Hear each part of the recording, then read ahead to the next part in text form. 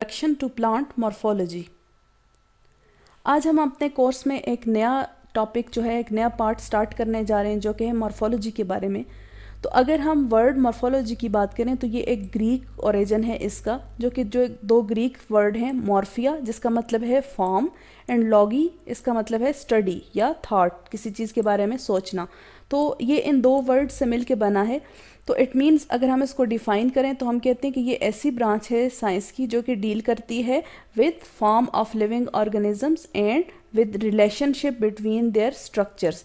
कि ये एक ऐसी ब्रांच है साइंस की जो कि लिविंग ऑर्गेनिज्म की फॉर्म और उनकी स्ट्रक्चर के दरमियान रिलेशनशिप्स को डील करती है। तो फॉर्म से हमारा क्या मतलब है, शेप या स्ट्रक्चर वगैरह।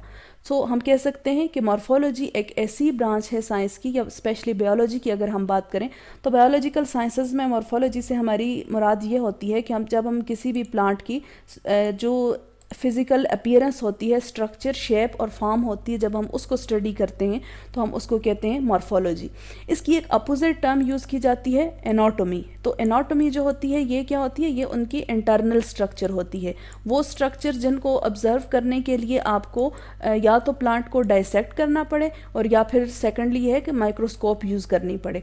जबकि ये दोनों टर्म्स जो हैं आपस में अपोजिट हैं। जबकि जो मॉर्फोलॉजी होती है ये इसकी ऑब्जर्वेशन नेकेड आई से की जाती है और इसमें किसी किस्म की आपको माइक्रोस्कोप वगैरह ज़रूरत नहीं पड़ती। तो अगर हम बात करें, चूँकि हमारा बॉटनी का कोर्स है तो हम बात करेंगे फाइटोमॉर्फोलॉजी या फिर प्लांट मॉर्फोलॉजी।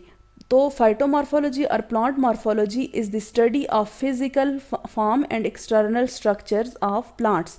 कि ये प्लांट्स की जो एक्सटर्नल स्ट्रक्चर्स होती हैं जब हम उनकी स्टडी करते हैं, उसकी फिजिकल नेचर को स्टडी करते हैं, सो दिस इज़ कॉल्ड फाइटोमॉर्फोलॉजी। अब इसके जो कंसर्न फीचर्स होते हैं, जैसे हमने पहले बात की कि वो ऑब्जर्वेबल होते हैं विद नेकेड आई, इसके लिए किसी भी इक्विपमेंट की ज़रूरत नहीं होती। इसको जो सबसे बड़ी इसकी इंपॉर्टेंस है प्लांट मॉर्फोलॉजी, वो किसके लिए है, हमने पहले एक डिटेल से डिस्कस किया, जो आइडेंटिफिकेशन और नॉमेनक्लेचर वगैरह का जो प्रोसेस होता है। तो नॉमेनक्लेचर या किसी भी प्लांट की जो टेक्सोनोमी होती है उसमें फ़र्स्ट स्टेप आइडेंटिफिकेशन का है। तो हम आइडेंटिफिकेशन किसकी बेस पे करते हैं, किसी भी प्लांट की मॉर्फोलॉजी की बेस पे। तो इस वजह से जो प्लांट मॉर्फोलॉजी इसकी बहुत इंपॉर्टेंस है। अगर आपने एक एक्सपर्ट टेक्सोनोमिस्ट बनना है तो आपको प्लांट की मॉर्फोलॉजी के बारे में पता होना चाहिए। मॉर्फोलॉजी के बारे में कहते हैं कि it is a comparative science, मतलब कि ये कंपैरिजन करती है किस तरह से, कि comparison between plants of same और डिफरेंट स्पीशीज़। कि इसके अंदर हम एक स्पीशी के अंदर मौजूद डिफरेंट प्लांट्स को या मुख्तलिफ स्पीशीज़ के अंदर जो प्लांट्स होते हैं उनको आपस में कंपेयर करते हैं। इस वजह से हम कहते हैं this is a comparative science. उनको कंपेयर क्या करते हैं, उनकी जो फिजिकल अपीयरेंस है, उनकी जो स्ट्रक्चर है, उनकी जो आउटलुक है, उसको हम कंपेयर करते हैं। किसको, कि दो प्लांट्स हैं, आइदर वो डिफरेंट स्पीशीज से बिलोंग करते हैं या सेम स्पीशीज से बिलोंग करते हैं, ए एंड बी। ये सेम स्पीशी के भी हो सकते हैं, ये डिफरेंट स्पीशीज़ के भी हो सकते हैं। जब हम इन दोनों को आपस में कंपेयर करते हैं तो हम उनकी मॉर्फोलॉजी की बेस पे ये कंपैरिजन करते हैं। इस वजह से हम कहते हैं कि morphology is a comparative science. कुछ अक्सर औकात क्या होता है कि मुख्तलिफ जो दो प्लांट्स हैं वो अगर किसी बेस पे एक दूसरे से सिमिलर आ रहे हैं, जब हमने उसका कंपैरिजन किया और हमें उनकी कुछ मॉर्फोलॉजिकल कैरेक्टर्स जो हैं वो सिमिलर नज़र आ रहे हैं, तो वो उनकी जेनेटिक्स की बेस पे हो सकता है, उनकी फिजियोलॉजी की बेस पे हो सकता है, या कुछ एनवायरमेंटल फैक्टर्स की वजह से हो सकता है कि दो प्लांट्स जो हैं हमें किसी ना किसी लिहाज से, स्पेशली अगर हम मॉर्फोलॉजी की बात करें तो उसमें उनकी जो एक्सटर्नल स्ट्रक्चर्स होते हैं उसके लिहाज से वो हमें सिमिलर देखने को मिलेंगे। तो इस लिहाज से दो टर्म्स यूज की जाती हैं, होमोलॉजी एंड कन्वर्जेंस। ठीक है, इनको हम एक्सप्लेन करते हैं। सबसे पहले हम देखते हैं होमोलॉजी। होमोलॉजी का मतलब क्या होता है कि सपोज दो प्लांट्स हैं, हम दोबारा से वही एग्जांपल लेते हैं, ए एंड बी, ये दो प्लांट्स हैं, और हमने जब इनकी मॉर्फोलॉजी स्टडी की तो हमने देखा कि ये किसी न किसी तरह से एक दूसरे से मिलते जुलते हैं, ये किसी हद तक to some extent same morphology show करते हैं। तो इसकी जो फर्स्ट रीज़न हो सकती है वो कौन सी हो सकती है, होमोलॉजी। होमोलॉजी का मतलब क्या है, the structure is similar between the to species because of shared ancestry and common genetics. तो होमोलॉजी की थ्योरी क्या कहती है कि अगर ये दो प्लांट्स आपस में मॉर्फोलॉजिकली सेम है तो इट मीन्स कि इनका जो एंसेस्टर है, ठीक है, वो किसी तरह से अगर हम उसको ट्रेस बैक करें तो वो हो सकता है कि वो सेम हो। ठीक है, तो मतलब कि वो एवोल्यूशनरी हिस्ट्री अगर उनकी चेक करें, उनकी फाइलोजेनेटिक एनालिसिस अगर कैरी करें, तो फिर हम ये देखेंगे कि वो क्या हुआ है कि सेम एंसेस्टर जो भी उनका था उससे आगे क्या हुए हैं, डाइवर्ज हुए हैं, उससे आगे दो मुख्तलिफ तरह के प्लांट्स निकल आए हैं। और ये किस वजह से हुआ है कि वो मुख्तलिफ तरह की एनवायरनमेंट में चले गए थे। सपोज़ ये एक सेम एंसेस्टर था, इसके आगे जो नेक्स्ट जनरेशन आई उनमें से एक जनरेशन जो है वो अलग तरह की एनवायरनमेंट में चली गई, माइग्रेट कर गई, और दूसरी जो है वो उसको अलग तरह की एनवायरनमेंट मिली। तो अकॉर्डिंग टू दैट एनवायरनमेंट हो सकता है कि उनकी जो प्रॉपर्टीज़ हैं वो सेम हों, लेकिन कुछ अकॉर्डिंग टू इन्वायरमेंट सॉरी उनकी प्रॉपर्टीज़ में कुछ ना कुछ डिफरेंस आ सकता है, लेकिन most of their characters will be same due to their common ancestor. ठीक है, तो हो सकता है कि जैसे दो भाई होते हैं, वो एक जो है वो सपोज़ किसी एक कॉन्टिनेंट में चला जाता है और दूसरा किसी दूसरे कॉन्टिनेंट दूसरे कंट्री में होता है, वहाँ उनकी एनवायरनमेंट डिफरेंट है, उनका एनवायरनमेंट उन दोनों पे कुछ ना कुछ इफेक्ट डालेगा, और एज अ रिजल्ट उनकी हैबिट, उनके कैरेक्टर्स जो हैं वो चेंज हो जाएंगे, फिजिकल अपीयरेंस चेंज हो जाएगी, लेकिन स्टिल बहुत सारी चीज़ें उनके दरमियान कॉमन होंगी क्योंकि वो सेम एंसेस्टर से आए हैं। ठीक है, इसको हम कहते हैं होमोलॉजी।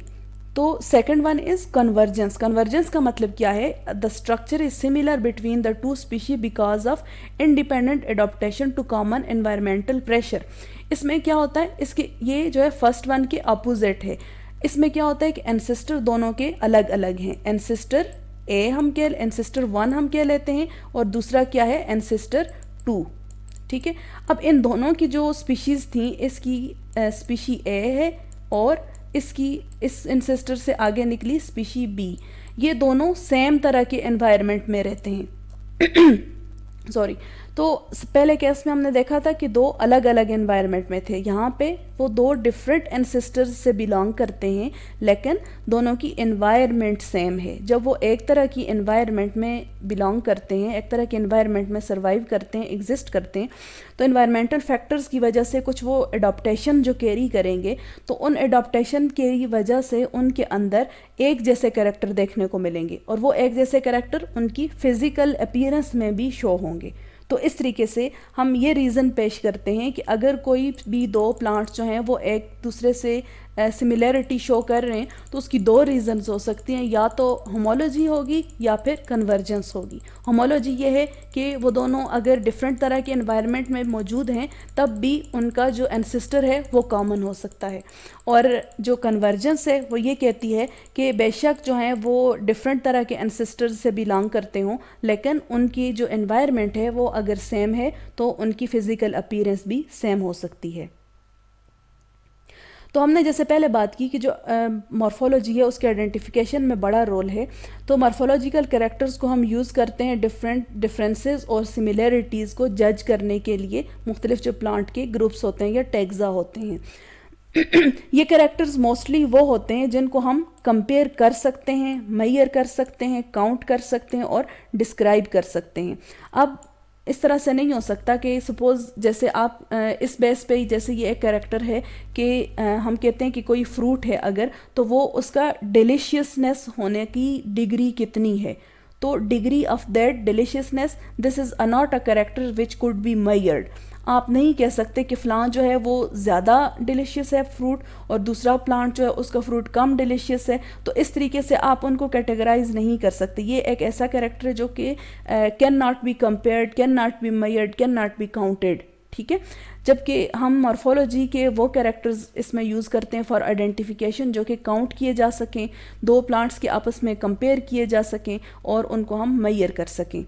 फिर कहते हैं कि on the basis of these character identification, classification and descriptions are carried out. हम पहले डिस्कस कर चुके हैं। When characters are used in description for identification they are called diagnostic or key characters. जब कोई ख़ास कैरेक्टर, जैसे सपोज हम कहते हैं, अगर हम बात करें एक कॉमन हमारे यहाँ जो प्लांट है जिसको हम कहते हैं सफ़ेदा, या फिर जिसका जो बोटेनिकल या साइंटिफिक नेम है वो है पॉपलस। ठीक है, पॉपलस या सफ़ेदा आपने सुना होगा। तो जैसे ही मैंने ये वर्ड बोला सफ़ेदा, आपके माइंड में क्या आया? ऐसा प्लांट जो हाइट जिसकी ज़्यादा होती है, अक्सर आपने देखा होगा। ठीक है, तो ये हाइट जो है अब इस प्लांट की एक डिस्टिंक्टिव कैरेक्टर या की फीचर बन चुकी है, या डायग्नोस्टिक कैरेक्टर हम इसको कहते हैं। तो फिर ये किसकी बेस पे, उसकी मॉर्फोलॉजी की बेस पे। तो ऐसे कैरेक्टर्स, ऐसे मॉर्फोलॉजिकल कैरेक्टर्स जिनकी बेस पे हम किसी प्लांट को आइडेंटिफाई करें, डिस्क्राइब करें, हम उनको कहते हैं डायग्नोस्टिक और की कैरेक्टर्स। तो हम अब अपने टॉपिक की तरफ थोड़ा अब स्कोप जो है हम कंसंट्रेट करते हैं, स्कोप अपना नैरो करते जा रहे हैं। तो अब हम बात करते हैं फ्लावरिंग प्लांट्स की मॉर्फोलॉजी की। तो फ्लावरिंग प्लांट्स जो होते हैं उनकी मॉर्फोलॉजी को अगर हम देखें तो हमें दो मेजर पार्ट्स नज़र आते हैं। One is reproductive parts and second is vegetative parts. तो रिप्रोडक्टिव पार्ट्स कौन से हैं, यहाँ पे आप देखें ये जितना भी पोर्शन है ये फ्लावर वाला, ये कौन सा होता है, रिप्रोडक्टिव पार्ट्स। जबकि उस फ्लावर के अलावा बाकी जितना कुछ भी है उसको हम कहते हैं वेजिटेटिव पार्ट। इनको हम डिटेल से देखेंगे हर पार्ट को। अगर रिप्रोडक्टिव पार्ट्स को अगर हम देखें तो उसमें दो सब पार्ट्स आ जाते हैं जो कि हैं फ्लावर और फ्रूट। तो इन दोनों का जो कलेक्टिवली एक फंक्शन होता है वो क्या होता है कि ये they give rise to new plants. तो चूंकि ये रिप्रोडक्टिव पार्ट्स हैं तो रिप्रोडक्शन का जो एक बेसिक फंक्शन होता है, एक पर्पज़ होता है, वो यही होता है कि give rise to new plant. इस तरीके से ये क्या करते हैं, जेनेटिक इन्फॉर्मेशन को है जो न्यू जनरेशन तक ट्रांसफ़र करते हैं, ठीक है। जबकि हम वेजिटेटिव पार्ट्स की अगर बात करें तो उसमें आ जाते हैं रूट, स्टेम और लीफ। इनका जो फंक्शंस हैं वो थोड़ा वेरी करते हैं, जिनमें से कुछ ये हैं कि absorption of raw material, soil से या एयर से कुछ रॉ मटेरियल की एब्जॉर्प्शन करना, फूड की प्रिपरेशन करना और फिर उस फूड को यूज़ करना, और उसको यूज़ किस मकसद के लिए करना, growth and development. So these were two basic parts, reproductive parts and vegetative parts, जो कि हम देखते हैं जब हम एक फ्लावरिंग प्लांट की या एंजियोस्पर्मिक प्लांट की मॉर्फोलॉजी को स्टडी करते हैं। अब हमने बात की डायग्नोस्टिक कैरेक्टर्स की। तो डायग्नोस्टिक कैरेक्टर्स दो तरह के हो सकते हैं, एक हम कहते हैं क्वांटिटेटिव कैरेक्टर्स और एक होते हैं क्वालिटेटिव कैरेक्टर्स। क्वांटिटेटिव कैरेक्टर्स कौन से होते हैं, दैट कैन बी काउंटेड और मेजर्ड, जिनको हम काउंट कर सकें, 1 2 3 4 इस तरह से काउंट कर सकें या फिर मैयर कर सकें, कोई स्केल हो जिसके साथ हम उसको कंपेयर करके मैयर कर सकें। इसकी एग्जांपल क्या है कि हम कहते हैं कि सपोज़ कोई भी फ्लावर है, जैसे हम जैस्मीनम की बात करते हैं, जो जैस्मीन या चंबेली का फ्लावर होता है, हम कहते हैं उसकी 5 पेटल्स होती हैं, ठीक है। इसी वजह से वो पाकिस्तान का नेशनल फ्लावर है, क्योंकि हमारे जो फ्लैग पे स्टार है उसकी भी 5 कॉर्नर्स हैं। तो जैस्मीनम की 5 पेटल्स ये एक उसकी क्वांटिटेटिव कैरेक्टर है। तो इस तरह से नंबर ऑफ पेटल्स जो हैं वो क्या हैं कि वो उसकी एक क्वांटिटेटिव कैरेक्टर है। इसके अलावा प्लांट स्पीशी की पेटल्स जो होती हैं उनकी जो साइज़ होता है, विड्थ वगैरह, जैसे यहाँ पे एक इन्होंने एग्जांपल दी हुई है कि for example a plant species has a flower petal 10 to 12 mm wide. तो ये एक मेजरेबल कैरेक्टर है जिसको हम मेजर कर सकते हैं, किसी स्केल के साथ कंपेयर कर सकते हैं।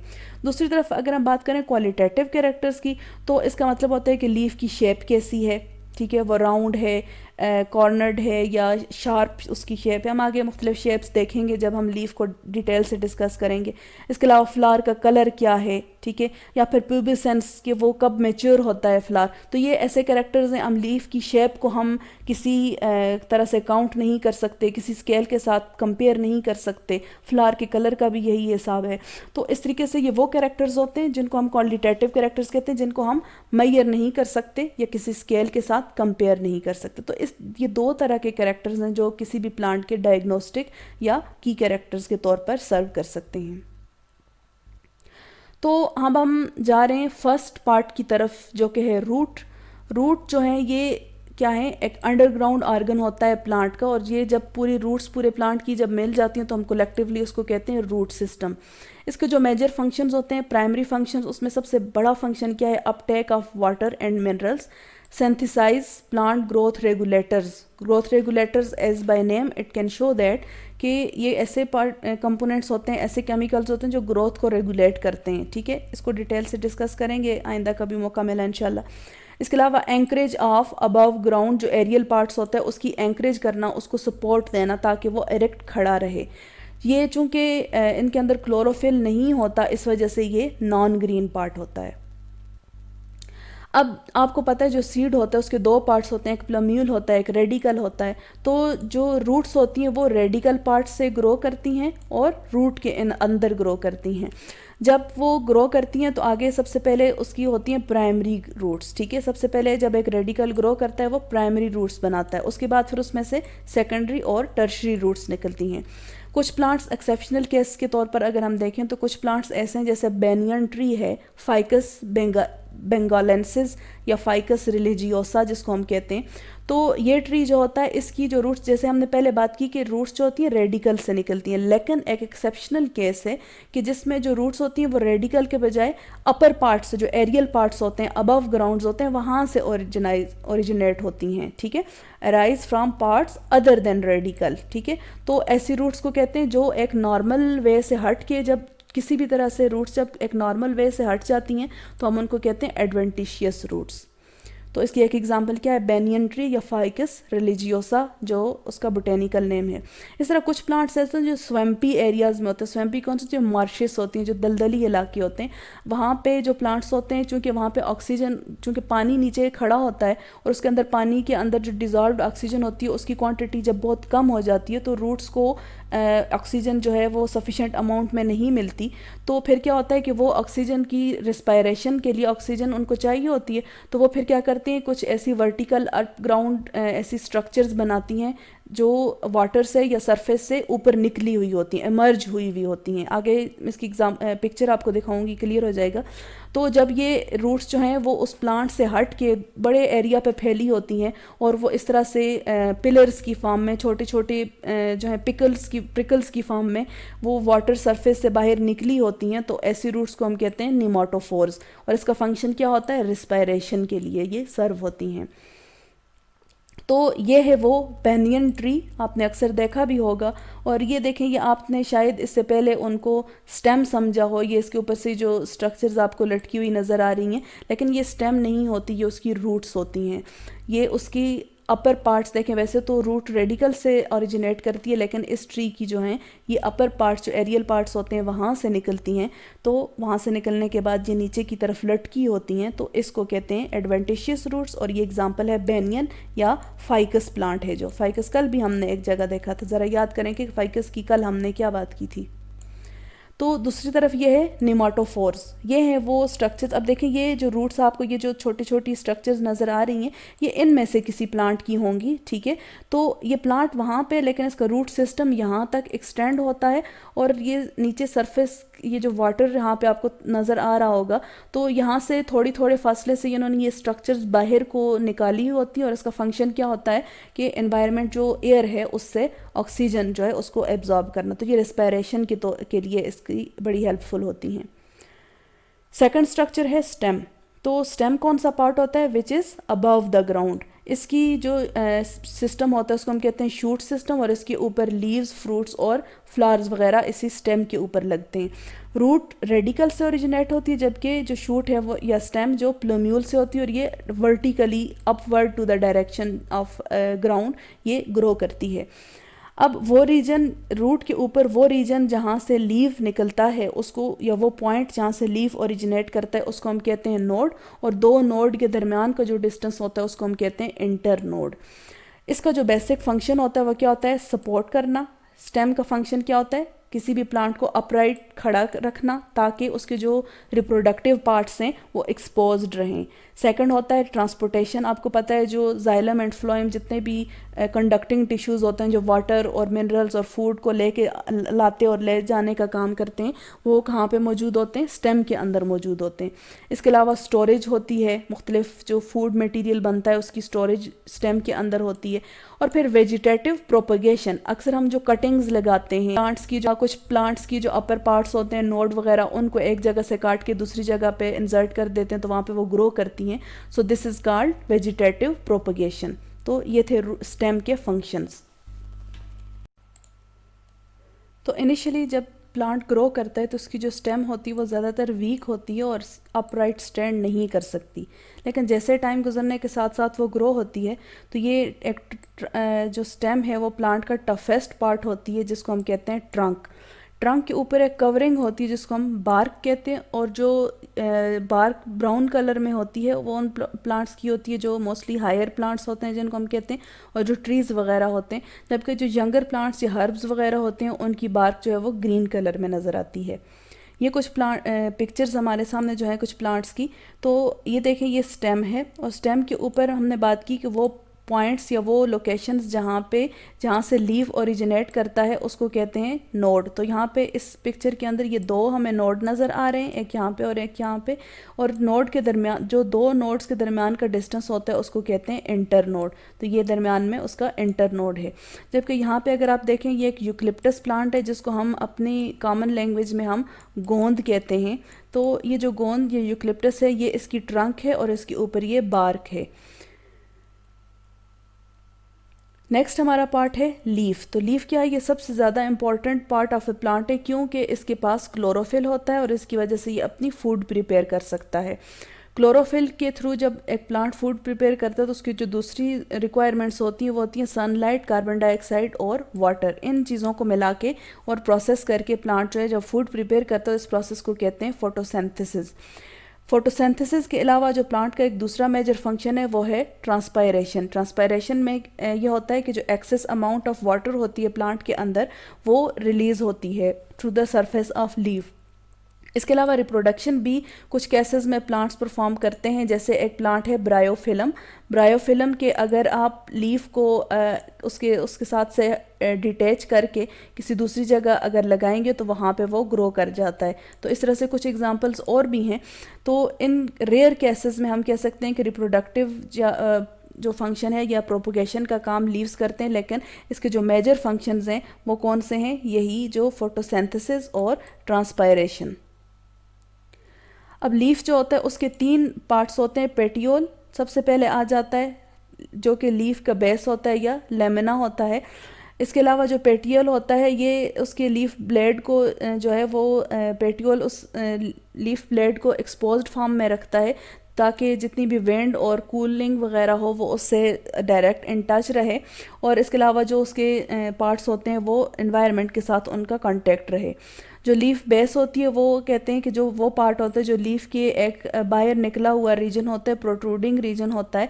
जबकि लीफ लेमिना जो होते हैं इसके अंदर छोटी छोटी वेन्स आपको नज़र आती हैं जो कि उसको रिजिडिटी प्रोवाइड करती हैं और उसके अंदर मुख्तलिफ मटीरियल्स की ट्रांसपोर्ट वगैरह को भी इंश्योर करती हैं। और ये जो वेन्स हैं हमें यहाँ पे ये नज़र आ रही हैं, इसको इस सारे सिस्टम को हम कहते हैं वेनेशन। तो ये वेन एक तो इसके दरमियान से गुजरती है जिसको हम कहते हैं मिड रिब, और साथ इसकी जो एक्स्ट्रा वेन्स हमें नज़र आती हैं उनकी वेनेशन या वेनेशन सिस्टम होता है। ये मुख्तलिफ आपको लीफ की शेप्स नज़र आ रही हैं। हम इंशाल्लाह इनको आगे डिटेल से देखेंगे जब हम लीफ के टॉपिक के ऊपर बात करेंगे। लेकिन ये कुछ टाइप्स हैं लीफ की शेप्स, डिफरेंट आपको मैंने बता दी। तो ये बड़ा इंटरेस्टिंग टॉपिक है, इंटरेस्टिंग फील्ड है। अगर आप इसकी कलरफुल ऑफ नेचर को देखें, कलरफुलनेस ऑफ नेचर, तो आप बड़ी आसानी से इन चीज़ों के अंदर इसको आप ऑब्ज़र्व कर सकते हैं।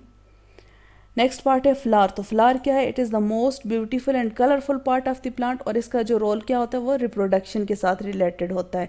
तो रिप्रोडक्शन इसकी किस तरह से होती है कि एग्स और पोलन जितने भी बनते हैं वो फ्लावर के अंदर बनते हैं और फिर उसके बाद नेक्स्ट स्टेप में जाके सीड्स बनने का जो प्रोसेस होता है वो भी फ्लावर के अंदर ही होता है।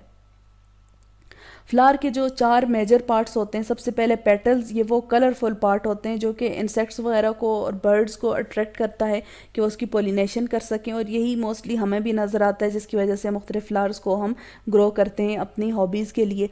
इसके बाद सेपल्स होते हैं, ये ग्रीन कलर होते हैं और लीफी पार्ट्स होता है, और ये फ्लावर के नीचे या ऊपर कुछ केसेस में मौजूद, पेटल्स के या तो अंडर पार्ट में मौजूद होता है मोस्टली, और कुछ केसेस में अपर होता है, लेकिन बहुत कम रेयर केसेस इस तरह से हैं।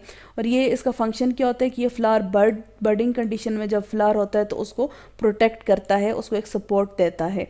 नेक्स्ट आ जाता है स्टेमन। तो ये मेल रिप्रोडक्टिव पार्ट्स होते हैं जिनके अंदर एंथर और फिलामेंट होता है, और इसका फंक्शन क्या होता है? जो मेल रिप्रोडक्टिव स्ट्रक्चर्स हैं जो जिनको हम पोलन्स कहते हैं, पोलन ग्रेन्स, वो यहाँ पे प्रोड्यूस होते हैं। पिस्टल्स की तरफ अगर आएँ तो pistols female part of the flower है या female part of the plant है। ये इसके मज़ीद आगे 2 पार्ट्स होते हैं, 3 पार्ट्स होते हैं, स्टिग्मा, स्टाइल एंड ओवरी। तो ओवरी के अंदर जो हमने बात की कि सीड्स बनते हैं तो वो ओवरी के अंदर बनते हैं। ओवरी के अंदर जब मौजूद होते हैं सीड्स तो इमेच्योर फॉर्म में जब होते हैं तो हम उनको कहते हैं ओव्यूल्स। ओव्यूल्स जब राइपेंड हो जाते हैं, जब पक जाते हैं तो वो सीड्स बन जाते हैं, जबकि उनके ऊपर जो ओवरी होती है वो कन्वर्ट हो जाती है फ्रूट में। ठीक है। तो ये मुख्तलिफ़ आपके सामने हैं, फ्लावर्स हैं। यहाँ पे आपको ये नज़र आ रहा है कैमोमाइल, ये है पेरीविंकल, ये कुछ ट्यूलिप्स नज़र आ रहे हैं, और this is of course king of flowers, rose.